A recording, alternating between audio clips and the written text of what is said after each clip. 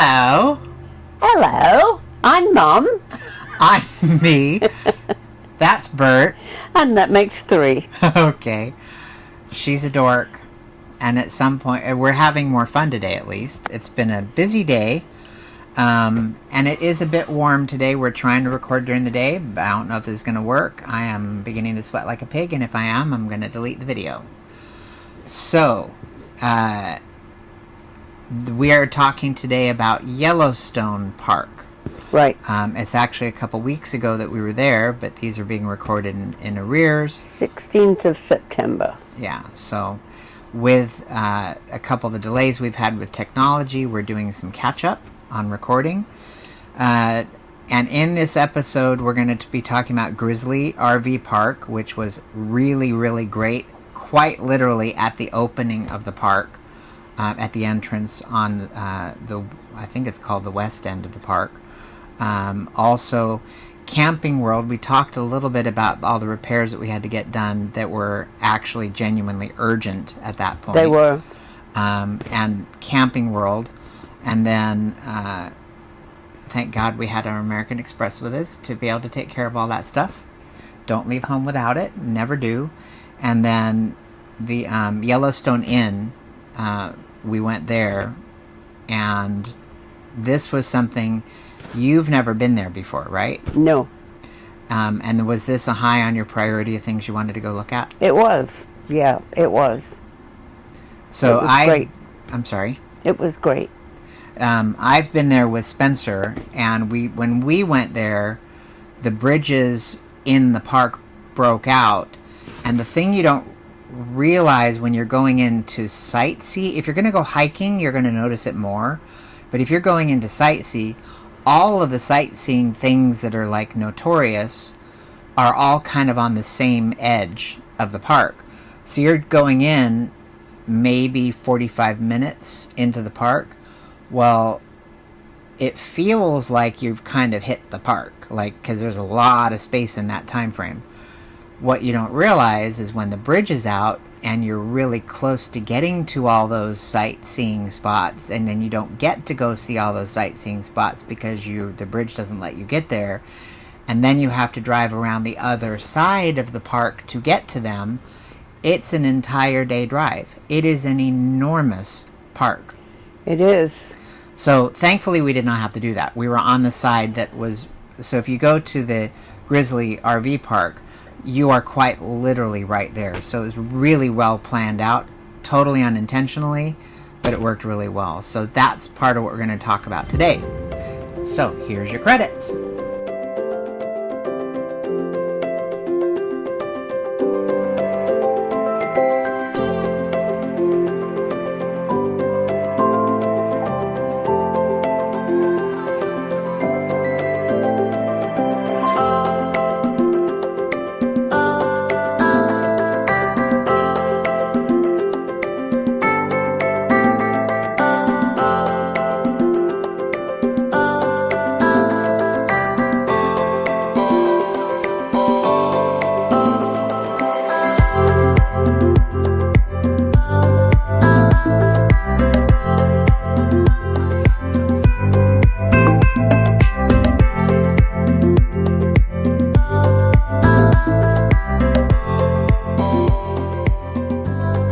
So getting back into the show, with this being something, again, the first day we dealt with a lot of frustration trying to get stuff done.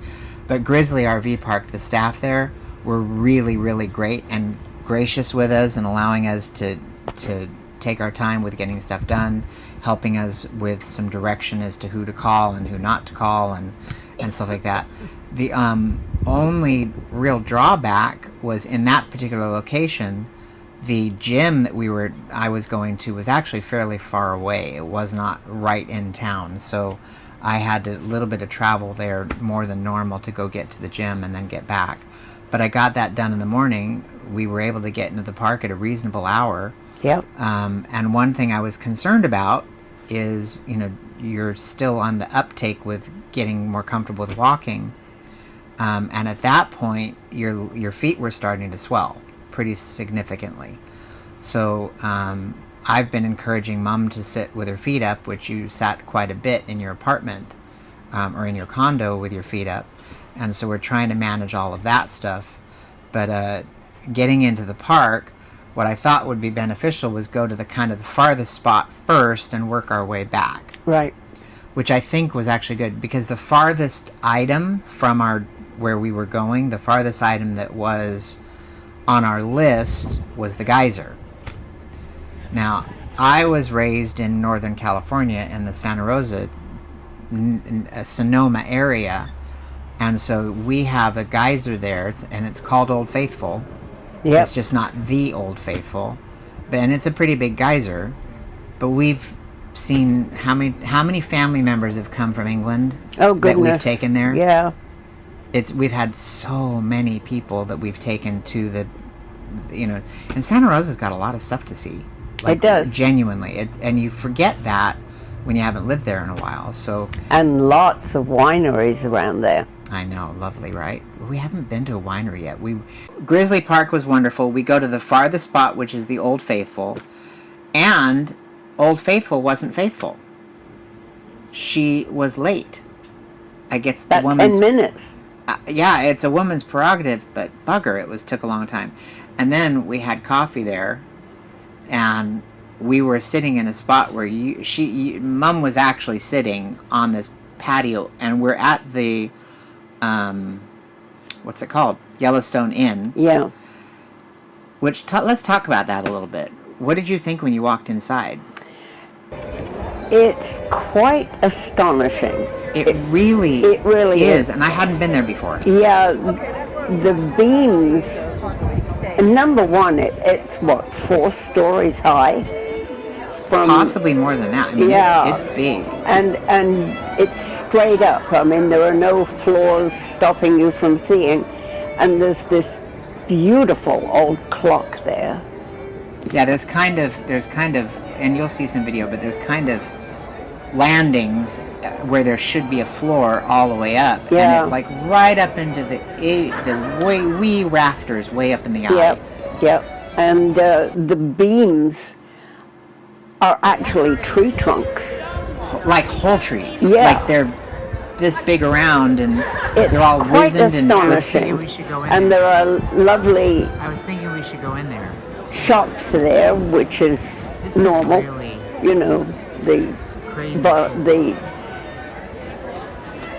Can you imagine if you how want long a it took to cup, build this? for instance, of Old Faithful, there's all of these little treasury type places. They've got blankets and everything, from little magnets to big stuff.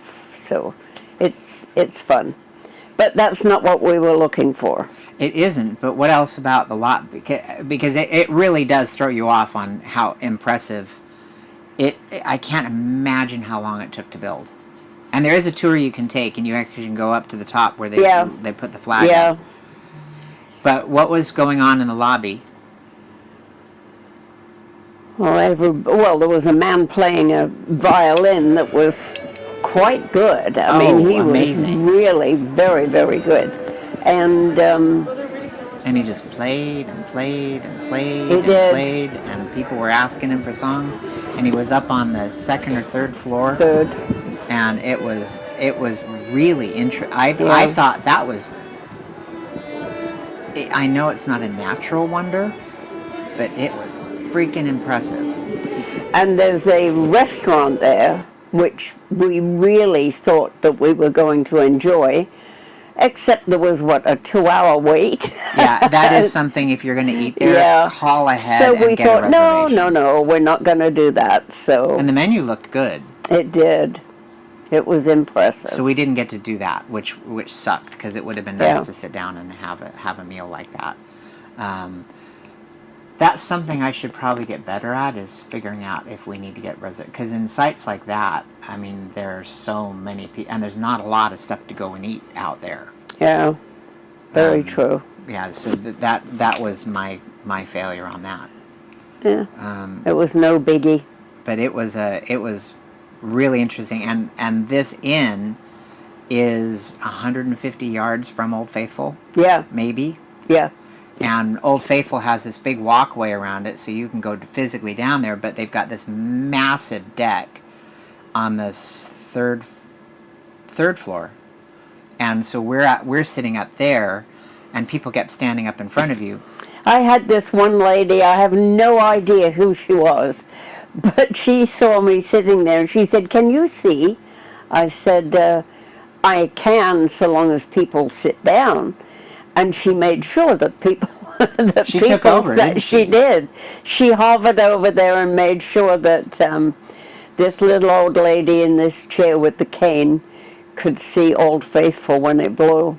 Yeah, she was really nice. She was. And it did finally blow, and it definitely is larger than Mount St. Helens or Mount St. Helena's. Yeah. Old Faithful, but that wasn't the highlight for Yellowstone as far as I was concerned. It was impressive because it's very big, and of course me with my imagination kept thinking to myself, if that really blew, the entire hotel disappears because they're all so close. It really would. That's me would be being pessimistic, right? It would become a volcano crater. It would. It would be bloody huge. Yeah. I mean, because Old Faithful is pretty big.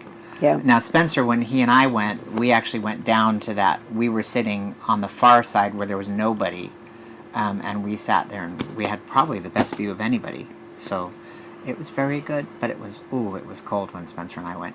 Really bitter cold. We were freezing to death.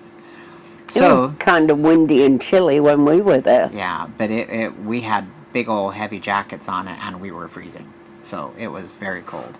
Anyway, on the way back, what was the next thing besides the fact that it's designed genuinely due to the sightseeing with Old Faithful at the end. So keep that in mind, because as you're coming backwards, you're having to cross the main line of traffic to get into all of these sites. So the traffic getting into the parks was... Yeah. I mean, we sat in one spot for 35, 40 minutes waiting to cross the road just because there was that many people that were going the opposite direction. So we were actually going against the grain. But, in my opinion, it was worth it because we saved the best for last. We did. So the next thing we went to is what's called Prism Lake, which is a bacteria field. It's actually a crater, isn't it? Well, there's a crater portion, but the place is called Prism Lake. Yeah. And off of the edge of the lake, which is not really even a lake, it's a massive, bloody massive puddle. Puddle is what it is. Yeah. And so the bacteria has created this... But it's a ripply puddle. Yeah.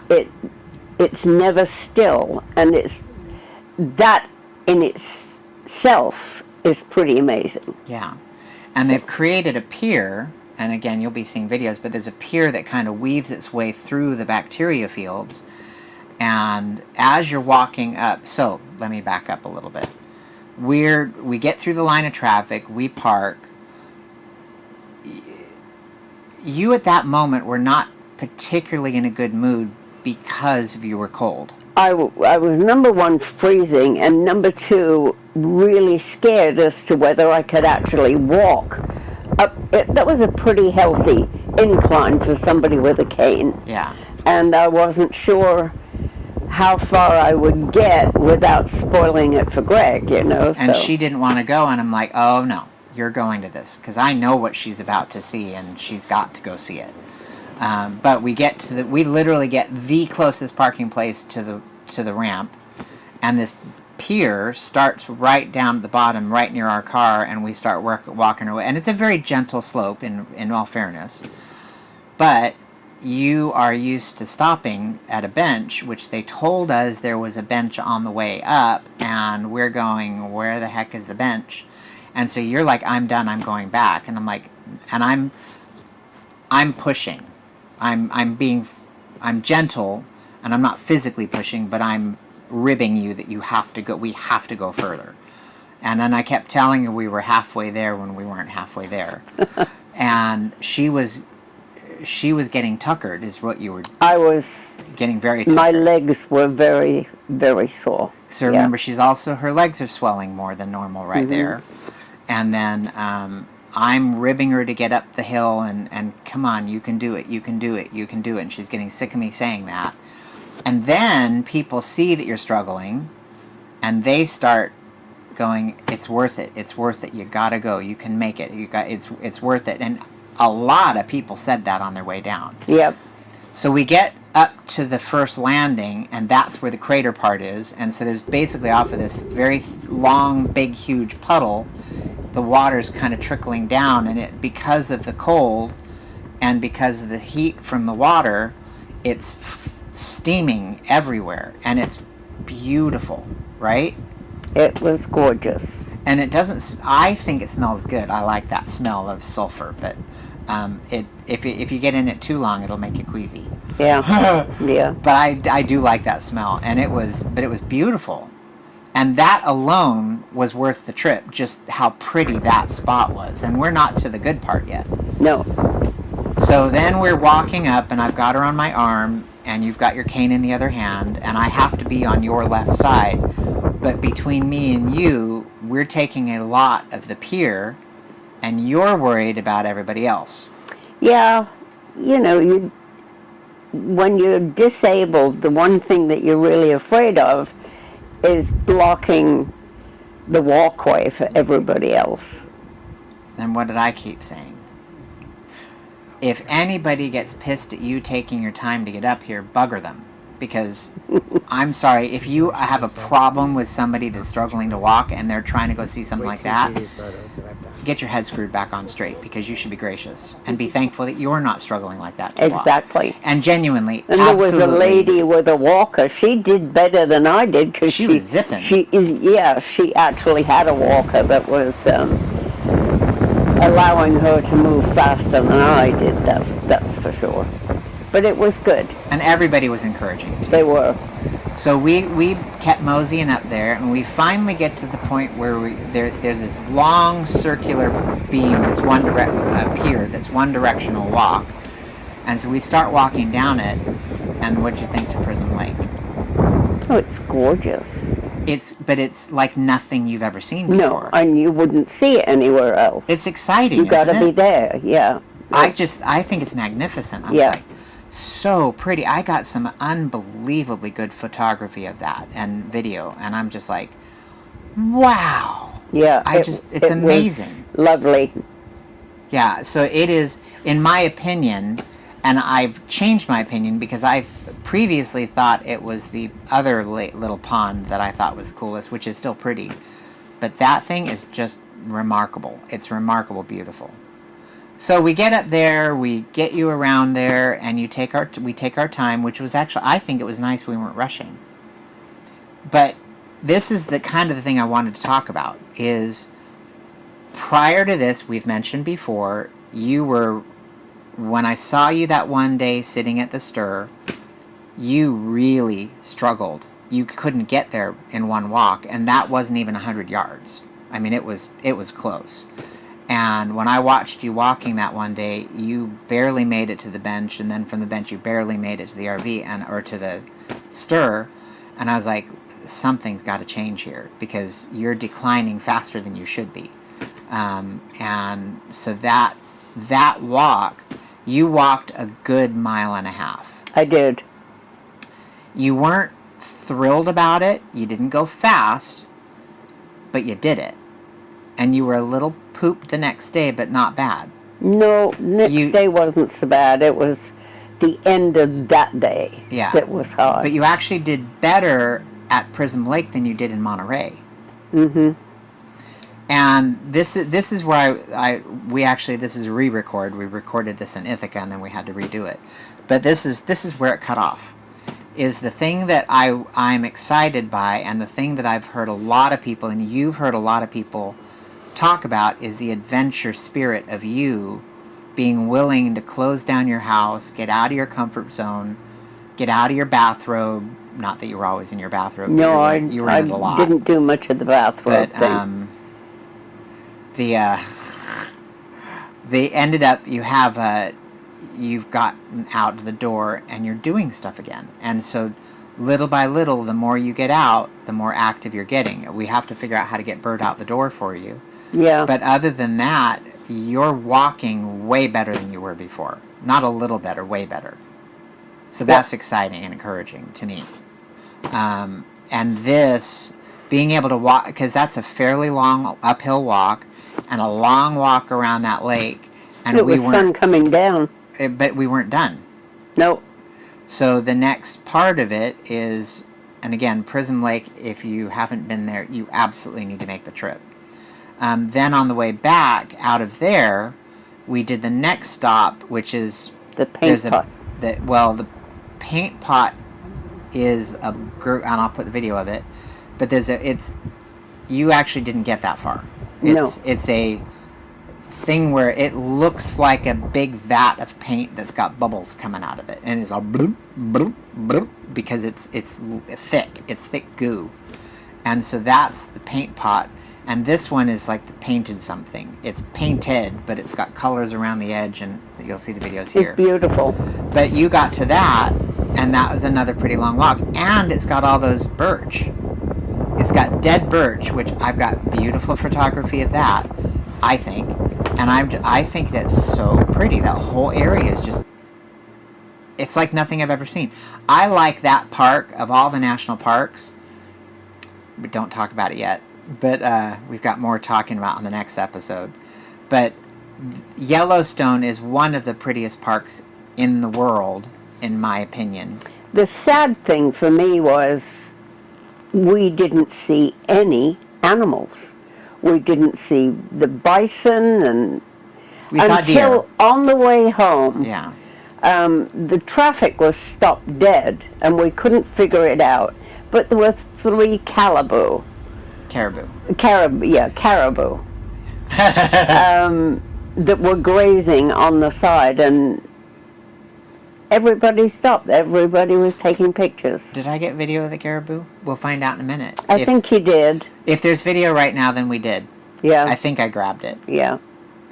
And I think I still have it, considering all the technology problems we've had with that whole system. So that was fun. Yeah, it was really beautiful. So we got done there. And then you went on that side road. Yes. And saw. That was called Fire something. Yeah. I don't know if I actually wrote the name of it down. I'm hoping I did. But it was, when I asked the people at Grizzly Park, they are the ones who suggested Fireside Alley or something like that. Bugger. The good thing is I can actually cut out the extra But it time. was spectacular. Yeah. I can't find the name of it. Oh well, I'll splice that out. But what it is it's a road that goes along a waterfall, and it's right next to a cliff, and I got some videotapes of that waterfall. Oh my goodness. It was, of the drive, that was the prettiest part of the whole drive, and it's not something we would have gone to. No. And it doesn't really even look like something you should be going to. It's very abstract, and it's the pull-off. If you're going away from the west entrance, it's on your right, and it's kind of the first major pull-off that's not really, doesn't look like a major pull-off. And it's before you get to the paint pot. So, but it was like a 3 or 4 mile tour through this really camping area, and it was spectacular, beautiful, and the waterfall was beautiful, and it was just wow. So that was a remarkable spot to just drive through, and it was a comfortable, easy drive. And then we got back, and we had and then we went into town, and I got those. We had that was really good steak that night. We had a steak dinner. Don't worry, it was lean. It was on my program, Marcel. And I had a plain baked potato, and I had asparagus, But it was a really good evening that night, and I did partake in some wine. I had a little bit, not much. I only had like 2 ounces. She had a lot. I don't drink nearly as much as he's making you believe. Well, you had a whole glass. I had a portion of a glass. I had 8 ounces. Yeah, well, 12 pour. Actually, it wasn't that big of a pour because I will pour you the little glass. So anyway, it was a lot of fun. Yep. So then we got back, and then the next day we tried to leave. So it was really just packing up and getting out of there. And what I ended up doing is, this is kind of funny. I don't even know that you remember this.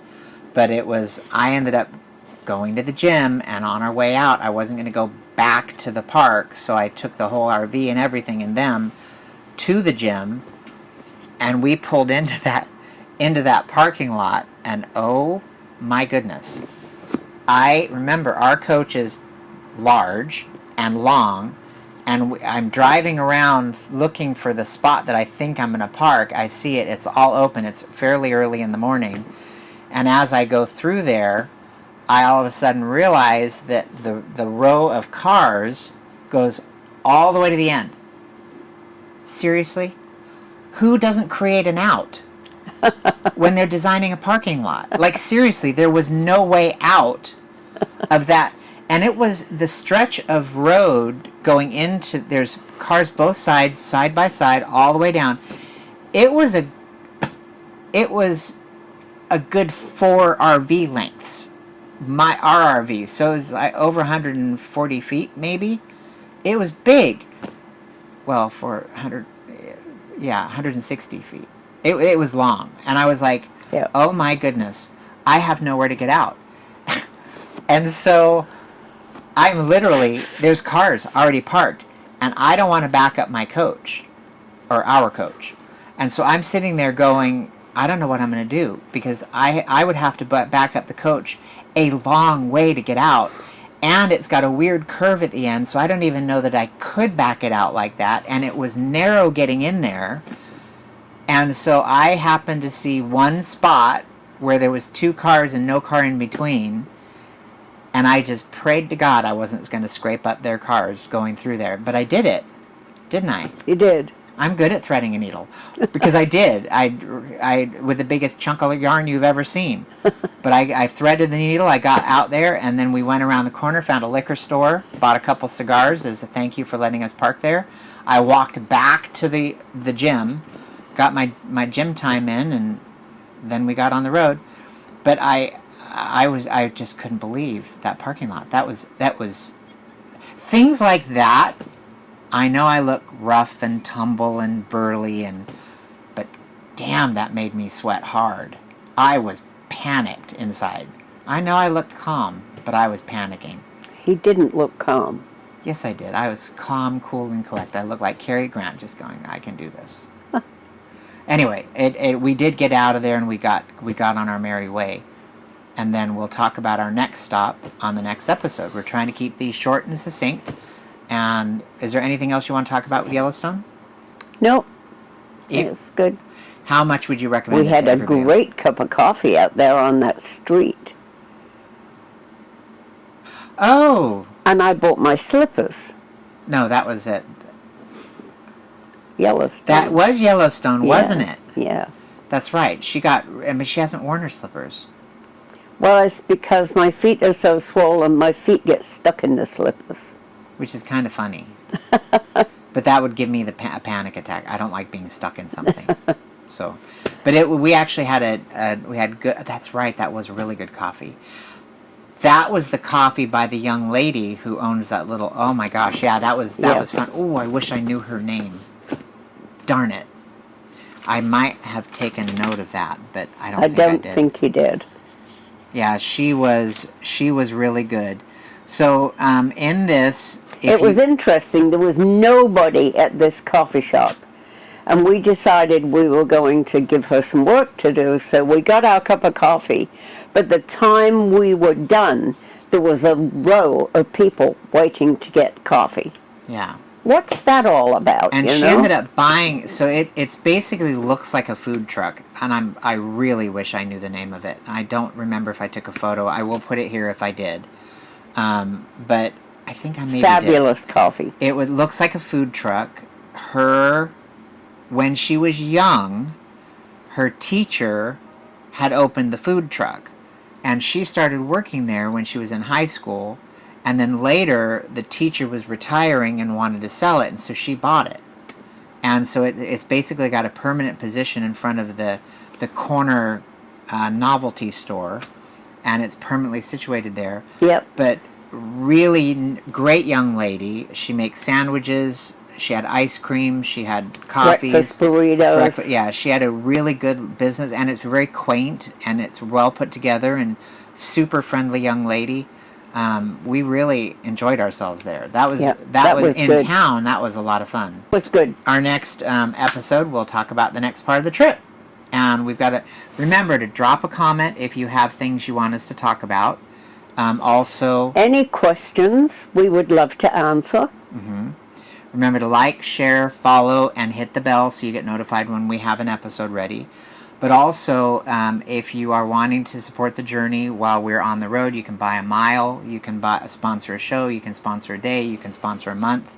And also, those types of funds are helping us to work on launching the men's ministry across the nation, which we've got people that we're talking with all over. Iron sharpens iron. We've got people we're talking to, and that's in conjunction with our sister location, which is over in Peoria. At the cusp of Peoria and Surprise, and they are up on Happy Valley Road and Lake Pleasant Parkway, and so make sure and check them out. And if you're going to the Scottsdale location, our location, we're over on Shea Boulevard in Chaparral Church on Saturday. Both are on Saturday mornings at 7 a.m. So we look forward to seeing you more, and again, you can also Patreon. I don't know if I said Patreon. No, you didn't. But that's how you can become a member and help join in this journey. And we will see you later. If there's anything more, like I said, drop comments and questions into the notes, and follow us on all the social media. There was something important. We're starting a thing. A thing. Do you remember the thing we're starting? It's something to do with a turtle. Yes. So Spencer, when he was little, named this RV Chateau des Tortues, which is French for Turtle Castle, because everywhere we go, our house is on our back. And it's not really roughing it. It's not like camping. It's prettier than camping, as you can see. Yeah. So what we did was we were driving around down the road, and we've been meeting people along the road and having fun with them. So we're starting a thing called turtle crossing. When you come across our turtle, then if you take a picture of us, take a picture with us, take a picture with the coach, tag us in social media with your location, it'll start to create a map of places that we've run into people. We met some people in Nashville, which we'll share that on a different episode. But it's a fun way to interact with our viewers. So we thought that would be fun. And there's going to be a prize somewhere down the way. Yeah. I don't know what it's going to be. Right. So each month there will be a prize as people tag us. If you're drawn out of the prize, out of the people that have tagged us, then you will win the prize. Anyway, so turtle crossing. Be on the lookout, and we will have a QR code on the side and the back of the coach so people know how to tag us. Right? Yep. So, anything else I'm forgetting? No, that's it. Okay, cool. Anyway, we will see you guys later. I'll see you later, and I'm going to go turn on the air because it's bloody hot in here. I'm very comfortable. That's because she has no circulation.